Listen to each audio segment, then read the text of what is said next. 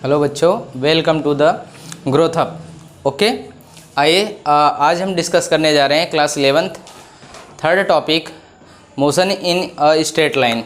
Okay, चलिए देखिए, आज हम डिस्कस करेंगे motion in a straight line. ठीक है,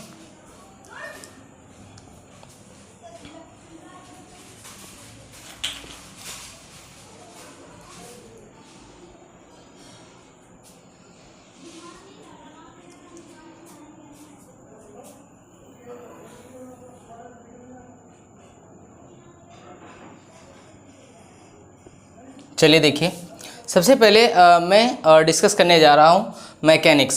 देखो बच्चों, मैकेनिक्स होता क्या है। ठीक है, आइए थोड़ा सा डिफिनीशन डिस्कस करते हैं। It is a branch of physics in which we study the motion of object. There are 3 branch. कहते हैं कि मैकेनिक्स में हम किसी बॉडी के मोशन का डिस्कस करते हैं। क्या डिस्कस करते हैं? मोशन का। ठीक है, इसके 3 ब्रांच होते हैं। कितने ब्रांच होते हैं? 3। जैसे कि फर्स्ट है statics. Okay, statics it is a branch of physics in which we study the object और rest times factor does not play any roles. सुनिए, कहते हैं कि इस ब्रांच में हम बॉडी के मोशन का डिस्कस तो करेंगे, बट यहाँ पे बॉडी क्या रेस्ट में होगी। कहते हैं यहाँ पर टाइम कोई भी फैक्टर नहीं करता है। ओके, टाइम यहाँ पर कोई फैक्टर नहीं करेगा। ओके, चलिए जैसे देखिए, यहाँ पर कोई बॉडी है। ठीक है, टाइम 0 है, उसकी वेलोसिटी भी 0 है। ओके, टाइम आफ्टर 20 सेकेंड हो गया, बट यहाँ पर बॉडी क्या है? एट द रेस्ट पर, कोई मोशन नहीं हो रहा है। तो कहते हैं स्टैटिक्स का मतलब होता ही है कि body at rest. Okay, body at rest. तो देखिए, इसका डिफिनीशन भी वही कह रहा है, it is a branch of physics in which we study the object और रेस्ट। ठीक है, कहते हैं ऑब्जेक्ट कहाँ पर रहेगा? रेस्ट पर। ठीक है, इसमें टाइम मेंशन नहीं होता, टाइम कोई भी रोल प्ले नहीं करता। ओके, चलिए नेक्स्ट देखिए,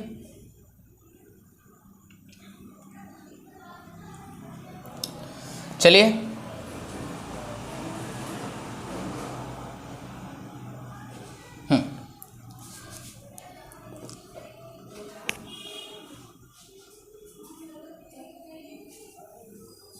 ओके, चलिए सेकंड आपका टॉपिक है काइनेमैटिक्स। ओके, काइनेमैटिक्स में हम क्या डिस्कस करते हैं, इसके बारे में हम थोड़ा जानते हैं। देखिए, it describe the motion of object without looking at the cause of the motion without discuss force. Very important. कहते हैं काइनेमैटिक्स में हम मोशन तो डिस्कस करेंगे, बट हम ये डिस्कस नहीं करेंगे कि मोशन किसकी वजह से काज हो रहा है, यानी हम फोर्स को डिस्कस नहीं करते हैं। जैसे आपने देखा इक्वेशन ऑफ मोशन पढ़ा है, सारे आपने मोशन इक्वेशन ऑफ मोशन पढ़ डाला, लेकिन उसमें कभी भी ये जिक्र नहीं किया गया कि फोर्स कहाँ है। ओके, याद रखिएगा। जैसे देखिए, इसमें दिया है the time factor play an important role. आपने देखा होगा, जैसे आपने काइनेमैटिक्स में आपने देखा होगा v equal to u plus a t. Okay, v equal to u plus a t. तो आपने देखा होगा, यहाँ पर हम मोशन तो पढ़ रहे हैं, बट यहाँ पर कहीं फोर्स का जिक्र नहीं किया गया है। ओके, जैसे एग्जांपल में दिया हुआ है ऑल इक्वेशन ऑफ मोशन। कहते हैं कि हम जितने इक्वेशन ऑफ मोशन डिस्कस करते हैं उसमें कभी भी हम फोर्स का जिक्र नहीं करते, बट ऑब्जेक्ट का मोशन हम जरूर जिक्र करते हैं। ऑब्जेक्ट का स्पीड क्या है, ऑब्जेक्ट का एक्सेलरेशन क्या है, ऑब्जेक्ट एक पॉइंट से दूसरे पॉइंट में जाने में टाइम कितना एक्सपेंड कर रहा है, इंपॉर्टेंट है। समझ में आया? चलिए, थर्ड टॉपिक है इसका डायनामिक्स। ठीक है, डायनेमिक्स। डायनेमिक्स क्या होता है? देखिए, it related the motion of object to the, ठीक है, डिस्कस ऑफ द फोर्स। कहते हैं डायनेमिक्स में हम मोशन तो डिस्कस करेंगे, बट उसके साथ साथ हम फोर्स को भी डिस्कस करेंगे। आपने देखा है कि जैसे आपने वर्क पावर एनर्जी, ठीक है, मोमेंटम आपने देखा, डिस्कस किया। मोमेंटम में हमने देखा कि बॉडी का मोशन भी डिस्कस किया जाता है, उसके साथ साथ और फोर्स भी डिस्कस किया जाता है। आपने देखा होगा, जैसे मोमेंटम की बात किया जाए तो आपने देखा होगा P इक्वल टू क्या होता है? mb। ठीक है, और आपने एक भी देखा होगा तो फोर्स इक्वल टू, ठीक है, या आपने P इक्वल टू देखा होगा, या F इक्वल टू लिख लीजिए delta P upon delta T। Okay, आपने देखा होगा। ठीक है, तो इम्पोर्टेंट ये होता है कि आपने देखा यहाँ पे मोमेंटम तो हम डिस्कस कर रहे हैं बट यहाँ पे फोर्स को भी डिस्कस कर रहे हैं। तो this is the dynamics. Dynamics का मतलब होता है कि हम ऑब्जेक्ट के मोशन को तो डिस्कस करेंगे, उसके साथ साथ हम फोर्स का भी डिस्कस जरूर करेंगे। ओके, तो चलिए देखिए, the time factor also play an important role, Newton's law of motion and work done. इन टॉपिक को हम डिस्कस करते हैं डायनेमिक्स में। Okay, you understand. चलिए नेक्स्ट देखते हैं।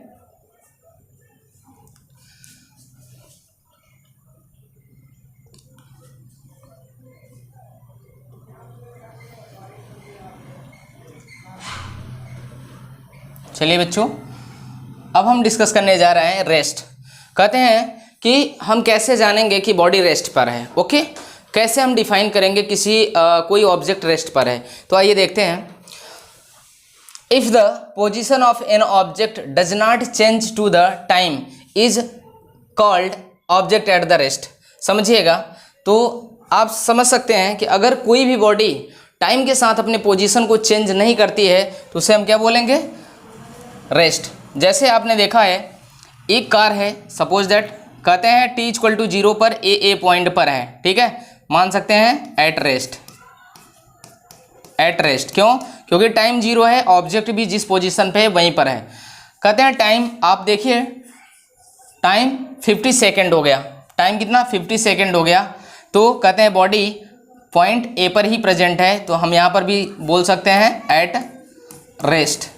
यानी टाइम आपने देखा, टाइम 0 से 50 सेकेंड हो गया बट बॉडी कहाँ है? ए पॉइंट पर, यानी बॉडी का position does not change. Okay, the कहते हैं ना कि if a body does not change of position with respect to time is called the rest. You understand. तो आइए समझते हैं कि कोई भी बॉडी अगर टाइम के साथ अपने पोजीशन को चेंज नहीं करती है तो उसे हम रेस्ट पर मान लेते हैं। जैसे आपने देखा होगा ऑन द, जैसे एग्जाम्पल में हम देखा है कि book laying on the tables. आप जानते हैं कोई टेबल है, टेबल पे आप अगर बुक आप देखते हैं जहाँ पर आप पढ़ते हैं वहाँ पर आराम से आप देखे होंगे ढेर सारे बुक रख देते हैं। आपने देखा आज भी वहीं पढ़ी हैं, कल भी वहीं पढ़ी हैं, आप पढ़ते रहते हैं। तो क्या इनका पोजीशन चेंज हुआ? बिल्कुल नहीं।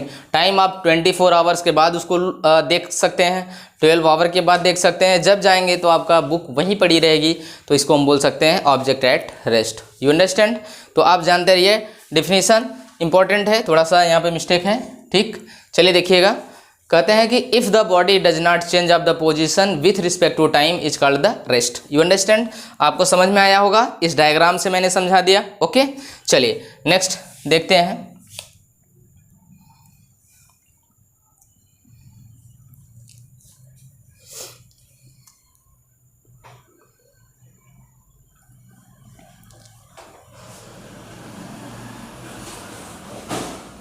चलिए आइए डिस्कस करते हैं मोशन। आप जानते हैं मोशन किसे बोलेंगे, ठीक है। हम कैसे डिस्कस करेंगे कोई भी मूविंग ऑब्जेक्ट मोशन में, आइए देखते हैं। इसको डिफिनीशन से हम थोड़ा सा क्लियर करते हैं। If the position of an object change with respect to the time it surrounding it's called the motion. Okay, कहते हैं इफ़ अ ऑब्जेक्ट, ठीक है, change of the position with respect to time is called motion. Okay, कहते हैं कोई भी body अगर time के साथ अपनी पोजीशन को चेंज कर रहा है तो उसे हम क्या बोलेंगे? मोशन में है। ओके, जस्ट आइए एग्जांपल में देखते हैं। जस्ट लाइक टू देखिए, आप देखिए कोई ऑब्जेक्ट है, this is the object. Okay, object, you understand. Time 0 है, इसका स्पीड भी क्या है? 0 है, नो मोशन, एट रेस्ट लिख सकते हैं, क्या? At rest. Okay, you understand.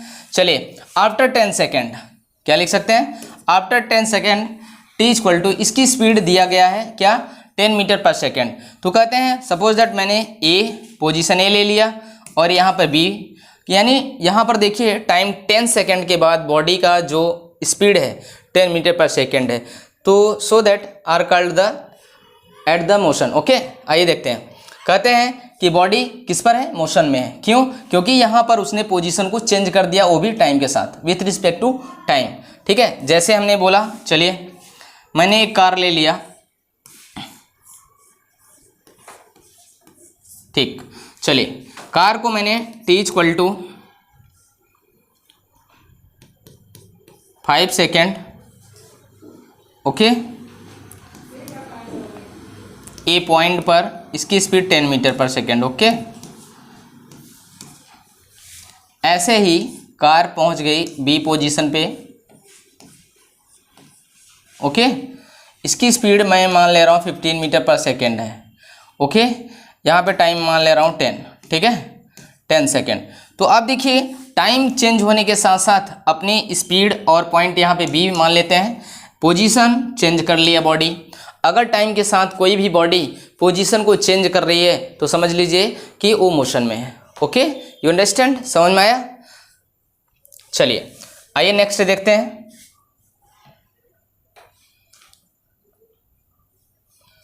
चलिए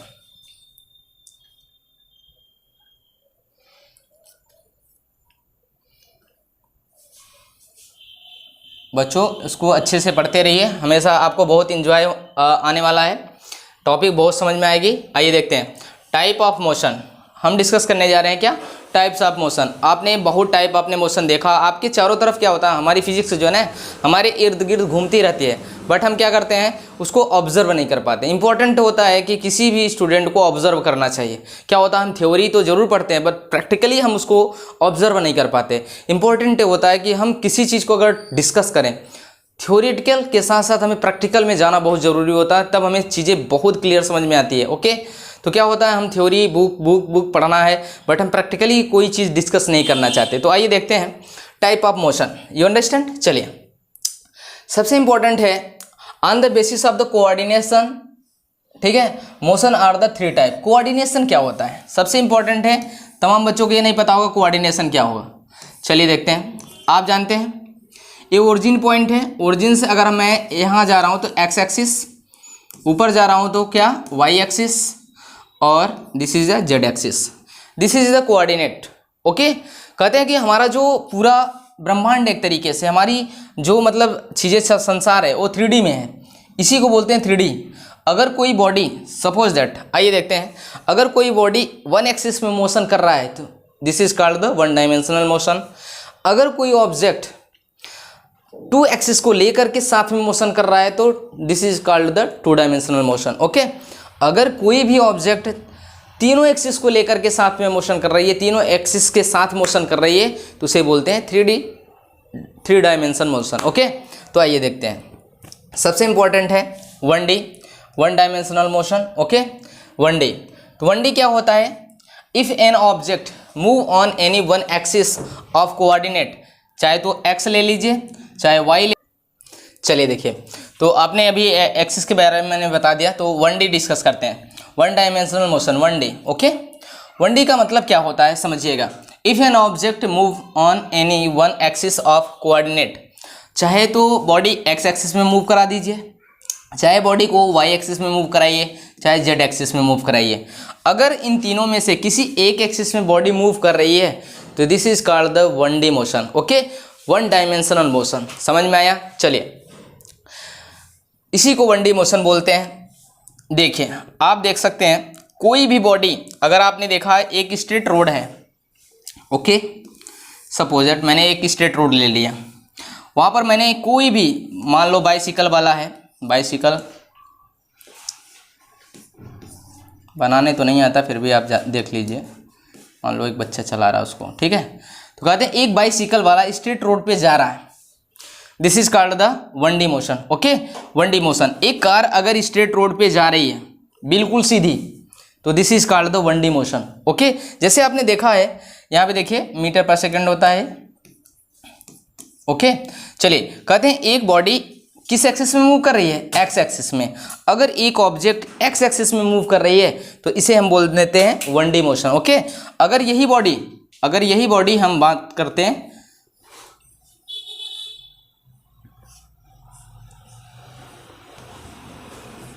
ओके, अगर ये वाई एक्सिस में मूव करती तो इसे भी हम 1D ही मानते हैं। अगर बात करते बॉडी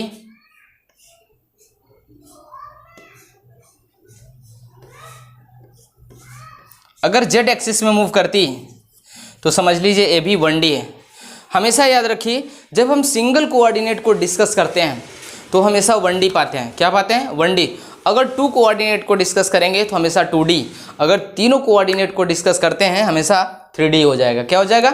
3D। तो समझ में आया? सभी बच्चों को समझ में आया होगा कि 1D मोशन क्या होता है। बहुत सिंपल तरीके में, बहुत अच्छे तरीके में मैंने अच्छे से एक्सप्लेन किया है, तो आपको अच्छे से समझ में आया होगा। ठीक है, तो आप बिल्कुल डायग्राम में कोई डाउट हो तो आप बता सकते हैं, ठीक है, कमेंट कर सकते हैं। ओके, चलिए देखिए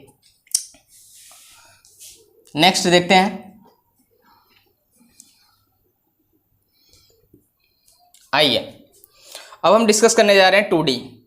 बहुत सिंपल वे में डिस्कस करेंगे ताकि सभी बच्चों को बिल्कुल डिफिनीशन क्लियर हो और मज़ा भी आए, क्योंकि जब तक पढ़ाई में मज़ा नहीं आती है ना तब तक समझ में नहीं आता। ओके, चलिए देखते हैं। आइए देखते हैं 2D। Okay, 2 dimensional motion, 2D motion. Okay, तो आइए पिक्चर में हम थोड़ा सा डिस्कस कर लेते हैं। पहले एक्सिस, आप जानते हैं, आपने बम का गोला बारूद देखा है, तोप वोप चलते हुए देखा होगा बहुत अच्छे से, रियल में नहीं लेकिन मूवियों में देखा होगा आप सबने। चलिए देखते हैं, आज हम तोप के बारे में बता देते हैं। सुनिए, if N object move on any 2 axis, अगर कोई भी ऑब्जेक्ट 2 एक्सिस में मूव कर रही है तो उसे हम क्या बोलेंगे? 2D। लेकिन कैसे, देखते हैं। आप कोऑर्डिनेट, चाहे वो एक्स वाई को लेकर के मूव कर रही हो या वाई एक्स को लेकर के मूव कर रही हो, वाई जेड को लेकर के मूव कर रही है, जितने पॉसिबल 2 एक्सिस को लेकर जितने पॉसिबिलिटी है, अगर बॉडी मूव कर रही है तो उसे बोलेंगे 2D। ओके, जैसे देखिए 2D मोशन, सपोज दैट आप देखिए एक ऑब्जेक्ट को मैंने थ्रो कर दिया ओरिजिन से मैंने फेंका, मान लो, ठीक, इसको मैंने स्पीड दिया v स्पीड से मैंने फेंक दिया, ठीक है, v स्पीड से फेंक दिया। तो देखिए यहाँ पे हम क्लियर कर देते हैं। मान लो कोई ऑब्जेक्ट है, ओरिजिन पे रखा है, मैंने v स्पीड से इसको फेंका, फेंकने के बाद मैंने देखा कि बॉडी यहाँ पहुँची। तो आपने देखा होगा अगर किसी बॉडी को एंगल यानी थीटा से फेंकते हैं तो सोचिए कि थीटा को 2 कंपोनेंट में हम डिस्क्राइब करते हैं। अगर आपने ट्रिग्नोमेट्री पढ़ा होगा तो आपने देखा होगा थीटा को हम डिस्कस करते हैं तो हमेशा याद रखना बेस की तरफ हमेशा क्या होता है, अगर v स्पीड से आगे जा रहा है तो v cos थीटा, ठीक है, और एक किस एक्सिस में आया? x एक्सिस में, ठीक है, आई कैप लगा सकते हैं क्योंकि वेक्टर फॉर्म में हम इसको रिजॉल्व कर सकते हैं। अगर यही v अगर y एक्सिस में जा रहा है तो इसको v sin थीटा से रिप्रेजेंट करते हैं, उसको यहाँ पर हम j कैप लगा सकते हैं। तो कहते हैं बॉडी यहाँ पर मूव तो कर रही है, बट याद रखना इसके साथ साथ दोनों एक्सिस हैं, यानी y एक्सिस और x एक्सिस दोनों के साथ में धीरे धीरे धीरे धीरे आगे आ करके लैंड कर जाएगी, ठीक है। तो इसे बोलते हैं प्रोजेक्टाइल मोशन। अगर आप पढ़ेंगे आगे एक चैप्टर है projectile motion, projectile motion, okay, projectile motion, you understand, समझ में आया? प्रोजेक्टाइल मोशन, प्रोजेक्टाइल मोशन का मतलब होता है कि जब हम किसी बॉडी को फेंक देते हैं, किस पे? 45 एंगल पर। आपने देखा range, maximum height, time of flight, ये सब आप डिस्कस करेंगे। तो जब हम किसी बॉडी को, ऑब्जेक्ट को 45 डिग्री पर फेंकते हैं तो उसकी मैक्सिमम रेंज प्राप्त होती है। ऐसे ही आप देखिए हमने ऑब्जेक्ट को फेंका Vy और यहाँ पे हम लिख सकते हैं Vx, दोनों कंपोनेंट ज्वाइन होकर के इस बॉडी को मोशन करा रहे हैं। अगर कोई भी ऑब्जेक्ट x और y दोनों कोऑर्डिनेट को लेकर के मोशन करता है तो उसे बोलते हैं 2D। क्या बोलेंगे? 2D, you understand. तो आपने देखा होगा कि टैंकर आपने देखा होगा जो तो फेंकता है, तो आपने देखी है। चलिए हम थोड़ा सा बना दे रहे हैं, ठीक, बिल्कुल ओके, आपको मज़ा आएगा, टेंशन ना लीजिए। फिजिक्स के साथ साथ आपको तो भी चलाना सिखा दे रहे हैं, ठीक है। आपने देखा, ठीक है, देखिए यहाँ से जो आपको बारूद निकलता है, आप देखिए चाहता है कि आर्मी का जो हमारे जवान होते हैं वो अगर एक बार तोप को लॉन्च करते हैं तो चाहते हैं कि मैक्सिमम रेंज को क्रॉस करे। और तोप का गोला जो होता है, जहाँ फेंकने का जो थ्रो पॉइंट होता है, वो हमेशा याद रखना कितने डिग्री पर होता है? 45 डिग्री। हमेशा याद रखिएगा मैक्सिमम रेंज प्राप्त करने के लिए। और हमने बताया ये टॉपिक हम डिस्कस करेंगे प्रोजेक्टाइल मोशन या motion in plane, you understand. तो हमेशा याद रखिएगा कि प्रोजेक्टाइल मोशन 2D मोशन होता है। अगर कोई ऑब्जेक्ट 2 एक्सिस को लेकर के डिस्कस किया जा रहा है तो हमेशा 2D माना जाएगा। ओके, चलिए समझ में आया होगा। चलिए नेक्स्ट,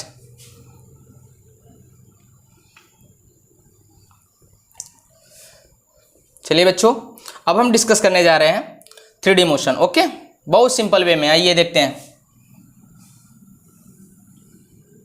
मज़ा आने वाला है, याद रखिएगा। चलिए 3D, ओके, चलिए 3 डायमेंशनल मोशन, जिसको हम शॉर्ट फॉर्म में 3D बोल सकते हैं। हमने बोला था 3D का मतलब होता है 3 एक्सिस, ठीक है, एक्स, वाई और जेड। अगर कोई ऑब्जेक्ट तीनों कोऑर्डिनेट सिस्टम को लेकर के मोशन कर रहा है तो इसे हम 3D बोलेंगे। जैसे एग्जाम्पल के तौर में आप डिफिनीशन को थोड़ा सा डिस्कस कर लेते हैं। If an object move on any 3 axis of coordinate, जैसे X Y Z, Y X Z, Y Z X, you understand, तीनों एक्सिस को लेकर के अगर डिस्कस किया जा रहा है तो उसे हम क्या बोलेंगे, 3D मोशन। ओके, चलिए इसका 3D मोशन, यहाँ पे 3D मोशन। ओके, चलिए इंपॉर्टेंट ये होता है, चलिए 3D मोशन में अगर आप एग्जाम्पल लेना चाहें ना तो आप देखिए, बहुत एनसीईआरटी की बात है इसलिए मैं बता दे रहा हूँ। आपने एक कीड़ा देखा होगा, कीड़ा का थोड़ा पिक्चर बना देते हैं। वैसे भी थोड़ा आर्ट मेरा ठीक है, इतना बुरी नहीं है। ओके, चलिए देखिए, आपने एक कीड़ा देखा होगा, ऐसे ऐसे चलता है, ऐसे ऐसे, बिल्कुल ऐसे ऐसे करके चलता है। तो आप देखिए वो क्या करता है ना, कुछ अलग तरीके से इसका बिहेवियर है। इसको एनसीईआरटी में दिया गया है कि ये 3D मोशन में जा रहा है। किसमें, एक्स एक्सिस के साथ साथ वाई एक्सिस में उड़ता है। और कहते हैं जब ये एयर में आ जाए, जब कोई इंसेक्ट एयर में आके मोशन करने लगे, एयर में आके मोशन करने लगे, फड़फड़ाने लगे, आगे भी जाने लगे, तो उसे हम 3D बोलते हैं। और तो और सोचिए, आइए बात करें एक सिंपल सा तरीका, आपकी ही एनसीईआरटी की बात है तो आप बचपन में बहुत मजा किए होंगे। आइए देखते हैं, काइट क्या है, सब लोग जानते होंगे इसको बहुत अच्छी तरीके से। चलिए एक पतंग है, पतंग जब एयर में आ जाती है, उड़ने लगती है। सोचिए पतंग जब उड़ाते हैं ना तो कहते हैं जब वो पहले लैंड स्टार्ट करती है तो एक्स एक्सिस में जाती है, फिर ऊंचाई पे जाने लगती है, फिर वो वाई एक्सिस में आ जाती है और फिर वो गोल गोल घूमने लगती है।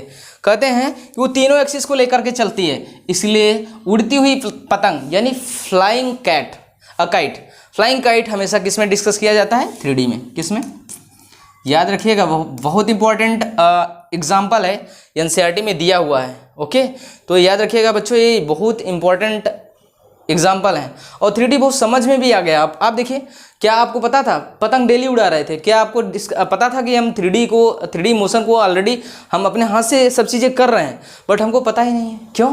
क्योंकि हम थ्योरी पे ज़्यादा फोकस करते हैं, प्रैक्टिकल हमें पता नहीं है। और कहते हैं जब हम प्रैक्टिकली नॉलेज पर जाएंगे ना तो हमारे यहाँ ब्लड और ब्रेन दोनों में घुस जाएगा, याद रखिएगा। चलिए देखते हैं, समझ में आया?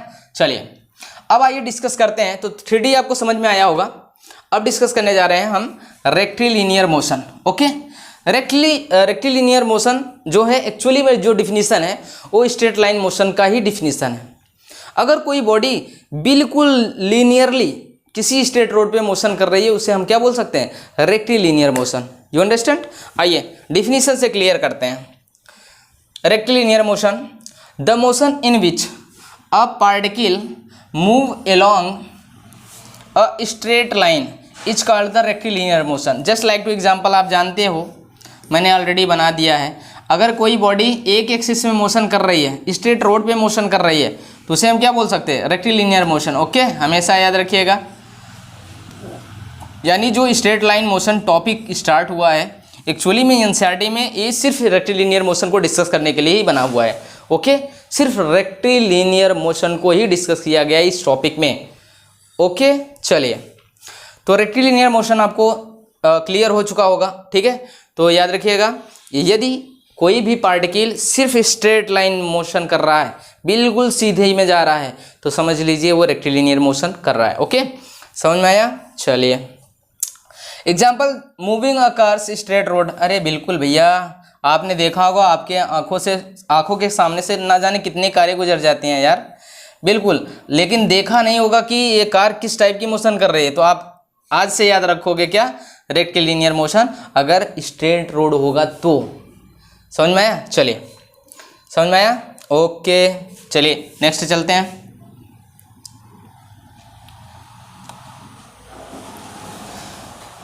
आइए, बहुत अच्छी टॉपिक, मज़ा आएगा।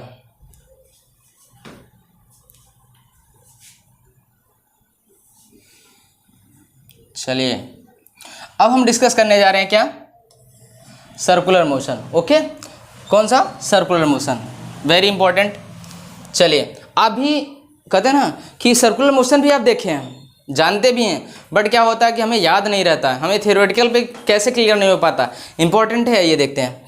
The motion in which a particle move circular path is called circular motion. Okay, चलिए देखिए, अगर कोई बॉडी सर्कुलर पाथ पर गोल गोल घूम रही है, आपने देखा होगा सेंट्रीपिटल फोर्स, ये बच्चा भी वैसे ही कर रहा है।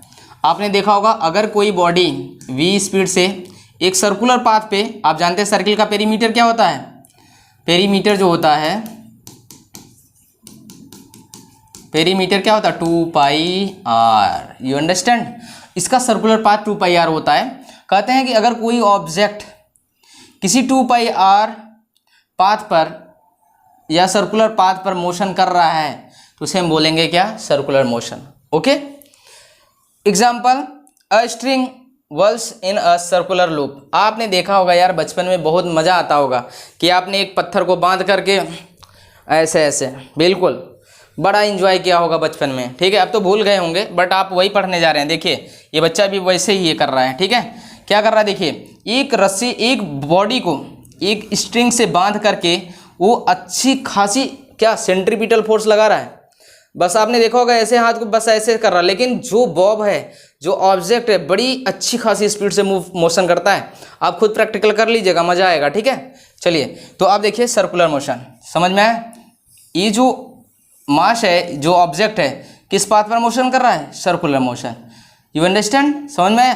कहते हैं कि अगर कोई ऑब्जेक्ट सर्कुलर पाथ पर मोशन कर रहा है तो उसे हम सर्कुलर मोशन बोलेंगे, ठीक है, याद रखिएगा। ठीक, यहाँ पर हम डिस्कस करेंगे, सर्कुलर मोशन एक टॉपिक भी है, वहाँ पे डिस्कस करेंगे कि एक्चुअली में जो स्ट्रिंग है, स्ट्रिंग क्यों ही सर्कुलर पाथ पर ही मोशन कर रहा है, स्ट्रेट लाइन क्यों नहीं किया। क्योंकि मेन कारण है यहाँ पर लगातार सेंटर पे एक फोर्स लगता है जिसका नाम है सेंट्रीपिटल फोर्स, यू अंडरस्टैंड। मज़ा आने वाला है, याद रखिएगा, एंजॉय करके पढ़ाई करिए, डिप्रेशन में कुछ भी नहीं होने वाला है, ठीक है। चलिए, समझ में, ओके, चलते हैं नेक्स्ट।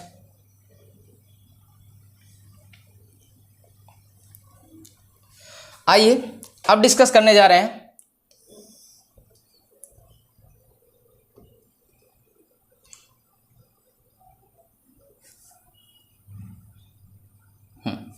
चलिए अब हम डिस्कस करने जा रहे हैं oscillatory motion, very important topic. इसका भी एक अपना एक रुतबा है, टॉपिक भी है, डिस्कस करेंगे, ठीक है। बट आइए थोड़ा सा बस नमूना देखते हैं। नमूना क्या, नमूना, the motion in which a particles move to, ठीक है, करें कि to and fro, to and fro, to and fro, जहाँ याद रखिएगा टू एंड फ्रो टर्म लगा है, याद रखना, वेरी इंपॉर्टेंट टर्म है। इसे बोलते हैं इधर उधर, क्या बोलते हैं, इधर उधर। अच्छा खासा देखिए, इधर उधर, इधर उधर, इसका मतलब है मिड पॉइंट से बॉडी जब इधर उधर मोशन करता है ना, इसी को बोलते हैं ऑसिलेटरी मोशन। क्या बोलते हैं, ऑसिलेटरी। क्या आपने इसको देखा ही नहीं, अरे आज आपके घर में घड़ियाँ लगी होंगी तो वहाँ पे देखा होगा ऑटोमेटिक चलता रहता है, बिल्कुल, this is the oscillatory motion, ठीक है, ऑसिलेटरी मोशन। और इसी को हम पीरियोडिक मोशन भी कह सकते हैं, यू अंडरस्टैंड। आगे डिस्कस करेंगे, बट आइए डिफिनीशन देखते हैं।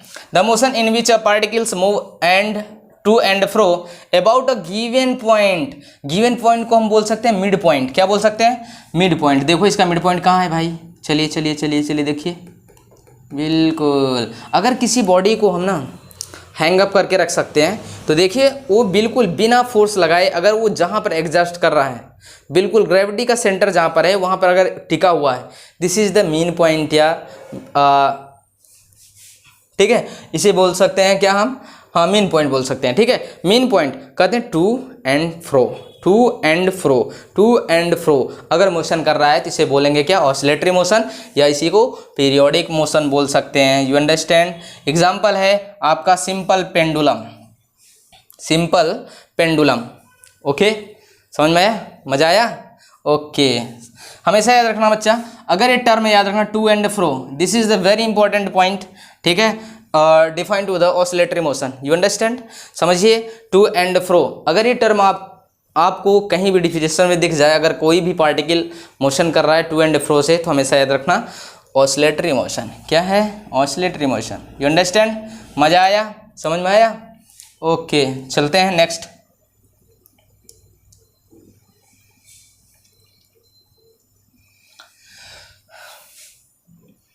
ओके बच्चों, ये टॉपिक यहीं पर ख़त्म करते हैं, बाकी नेक्स्ट, ओके नेक्स्ट टाइम में डिस्कस करते हैं। ओके।